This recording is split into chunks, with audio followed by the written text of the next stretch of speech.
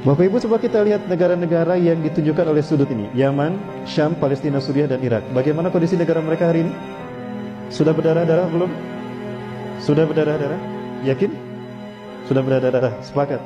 Kalau ini mengarah ke Yaman dan sudah berdarah-darah, kalau ini mengarah ke Suriah dan sudah berdarah-darah, kalau ini mengarah ke Irak dan sudah berdarah-darah, lalu Rukun Hajar Aswad yang ada darahnya tadi mengarah kemana? Mengarah kemana Bapak Ibu? Boleh kita lihat sama-sama ya? Ke Wamena? Kayaknya memang sudah berdarah-darah. Jadi kemana kan? Indonesia.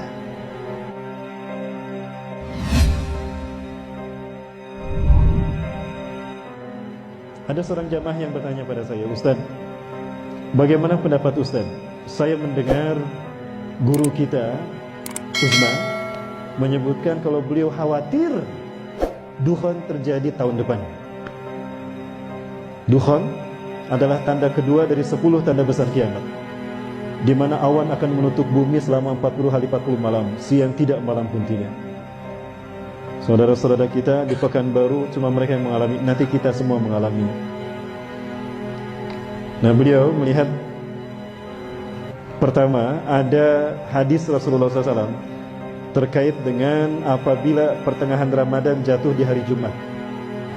Kalau kita lihat tahun Hijriah ini yang sekarang 1441 Hijriah, ini kalender Ramadan 1441 Hijriah. Tanggal 1 Ramadan jatuh pada hari Jumat, yaitu tanggal 24 April.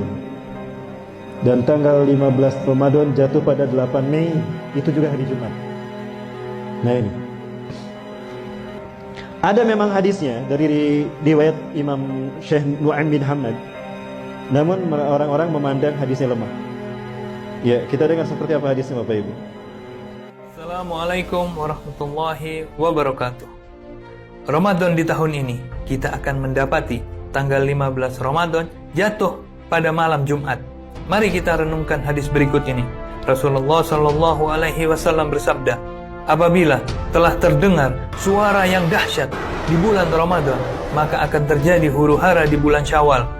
Semua suku akan saling berselisih di bulan Dzulqa'dah, dan akan terjadi pertumpahan darah di bulan Dzulhijjah dan bulan Muharram, dan manusia akan banyak yang terbunuh. Nabi menyebutkan hal tersebut sebanyak 3 kali. Para sahabat pun bertanya, suara keras apakah itu wahai Rasulullah? Beliau menjawab, suara keras yang terjadi di pertengahan bulan Ramadan pada malam Jumat. Suara dahsyat itu mengagetkan orang-orang yang sedang tertidur, menjadikan orang-orang yang berdiri terjatuh. Para wanita-wanita terhempas keluar dari kamarnya. Pada malam Jumat di tahun tersebut banyak terjadi gempa bumi. Jika kalian telah melaksanakan sholat subuh di hari Jumat pada pertengahan bulan Ramadan tersebut, masuklah kalian ke dalam rumah-rumah kalian, tutuplah pintu-pintunya, tutuplah lubang-lubangnya, lindungi diri kalian dengan selimut, tutuplah telinga kalian. Jika kalian merasakan adanya suara yang dahsyat, maka sujudlah kepada Allah dan ucapkanlah Subhanal Quddus, Subhanal Quddus, Rabbanal Quddus. Barang siapa yang melakukannya, niscaya akan selamat, dan yang tidak melakukannya niscaya akan binasa. Hadis ini diriwayatkan oleh Nu'aim bin Hamad di dalam kitabnya Al-Fitan. Kapankah hal ini akan terjadi? Apakah malam Jumat tanggal 15 Ramadan esok? Wallahu a'lam bissawab. Hanya Allah lah yang maha mengetahui. Ini yang pertama Bapak Ibu sekalian. Memang hadisnya Nu'aim bin Hamad ini dipandang lemah oleh para ahli hadis. Lemah dari sisi pribadi beliau. Namun kalau kita lihat di dalam Sahih Bukhari, ternyata pernah ditemukan oleh Dr. Muhammad Amin Muhammad Jamaluddin dari Timur Tengah, bahwa Imam Bukhari mengambil sanad jalur periwayatan dari Nu'aim bin Hamad. Dari Nu'aim bin Hamad diambil oleh beliau, ditempatkan di kitab Sahihnya. Artinya di mata Imam Bukhari dan paling atas tingkatan validitas hadisnya, doptil hadisnya, itu mengatakan beliau tidak begitu lemah. Artinya ada kemungkinan sahih dari segi pribadi, dari segi sanad. Kedua, apabila hadis dhaif terjadi dalam kehidupan nyata, maka berubah menjadi sahih lidatih. Dan saya khawatir ini terjadi memang tahun depan. Artinya tahun 1441 Hijriah. Dan kalau Bapak Ibu lihat, Imam Mahdi kata Rasulullah akan diutus di saat di musim haji banyak terjadi huru-hara. banjir darah sampai bulan Muharram. Tadi hadisnya menyebutkan. Ya sesuai dengan hadis sahih yang lain, ternyata hadis ini sama. Apabila terdengar suara dahsyat di pertengahan Ramadan, misalnya hari ini hari Kamis, besok Jumat. Nah, maghrib itu udah masuk hari Jumat, itu sudah 15 Ramadan. Ya, maka akan terjadi huru-hara di bulan Syawal. Para umat, para kabilah akan berselisih dan bertikai di bulan Zulqa'dah. Akan terjadi pertumpahan darah di bulan Muharram dan di bulan Zulhijjah dan Muharram. Zulhijjah musim haji. Imam Mahdi akan diutus setelah terjadi banjir darah di Mekah, di sekitar Masjidil Haram dan Ka'bah. Akan terjadi banjir darah. Kenapa? Karena ada 3 putra mahkota yang berkelahi, berperang, berebut kekuasaan setelah meninggalnya seorang raja.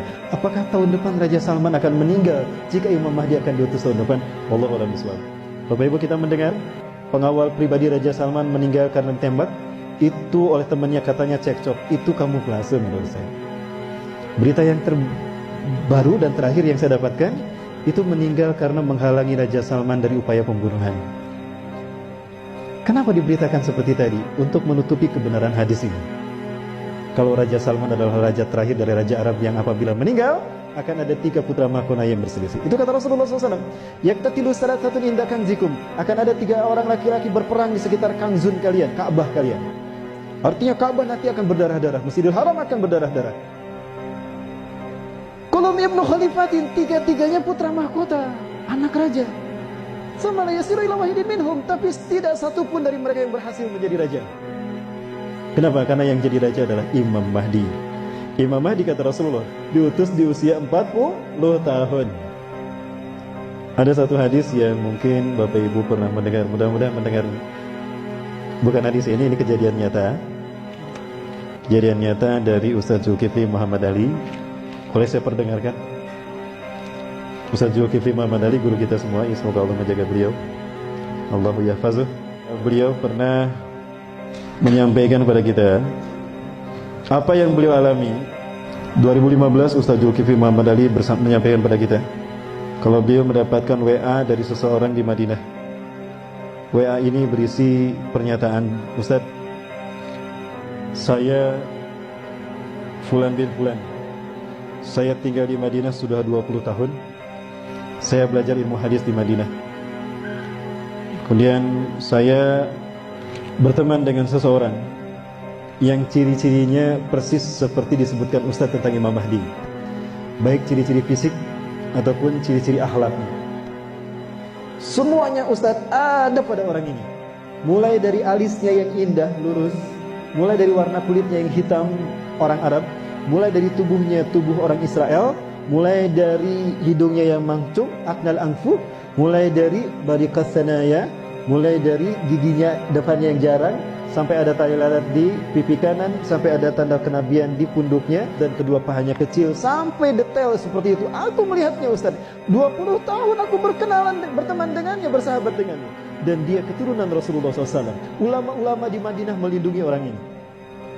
Dan ulama-ulama Madinah mengatakan pada beliau, Anda ini jangan-jangan Imam Mahdi. Kami ridho kalau Anda memimpin kami sebagai Imam Mahdi. Tapi beliau tawadu mengatakan, Ustaz, lastu mahdiyan ana ihda minal ansar. Persis seperti apa yang Rasulullah sabdakan. Aku bukan Imam Mahdi. Aku satu dari orang-orang Ansor. Itu nanti ketika dia menolak untuk dibaiat. Itu tahun 2015, usianya 35 tahun. 2015, usianya 35 tahun. Sekarang 2019, berarti usianya berapa? 39 tahun. Imam Mahdi dibaiat di usia 40 tahun. Tahun depan usianya berapa? 40 tahun. Apakah betul berarti beliau hari ini beliau berada di Suriah berjihad bersama kaum muslimin? Orang Indonesia ini diajak oleh beliau untuk ke Suriah, tapi beliau menolak. Aku ingin kembali ke Indonesia karena ladang jihadku Indonesia. Artinya beliau melihat Indonesia akan seperti Suriah, maka beliau memilih pindah ke Indonesia. Apakah Indonesia memang akan berdarah-darah, Bapak Ibu? Boleh saya memperlihatkan sesuatu? Baik, Bapak Ibu, saya perlihatkan sesuatu yang mudah-mudahan ini menjadi cambuk bagi kita untuk kita bersungguh-sungguh untuk kembali bertobat kepada Allah SWT. Amin. Baik Bapak Ibu, ini seorang mahasiswa mengajukan pertanyaan kepada saya dengan mengirimkan ini. Bapak Ibu, kita lihat ini. Ini ada darah berceceran, dan ini di Ka'bah, samping Ka'bah. Ini rukun Hajar Aswad, betul? Ustaz, kira-kira ini isyarat apa Ustaz? Rasulullah SAW tadi menyebutkan, ciri Imam Mahdi diutus apabila terjadi pertikaian sehingga darah tercecer di mata tempat kita tawaf di sekeliling Ka'bah. Setahu kita, Ka'bah ini berbentuk bujur sangkar, betul? Ini disebut rukun Hajar Aswad karena di sini terdapat Hajar Aswad. Rukun itu artinya tiang atau sudut. Disebut rukun Hajar Aswad karena ada Hajar Aswad di sini. Ini disebut rukun Yamani. Disebut rukun Yamani karena sudutnya mengarah ke Yaman. Yang ini disebut rukun Syami karena mengarah ke Syam, ke Palestina, ke Suriah. Yang ini rukun Iraki karena mengarah ke Irak. Bapak Ibu, coba kita lihat negara-negara yang ditunjukkan oleh sudut ini. Yaman, Syam, Palestina, Suriah, dan Irak. Bagaimana kondisi negara mereka hari ini? Sudah berdarah-darah belum? Sudah berdarah-darah? Yakin? Sudah berdarah-darah? Sepakat.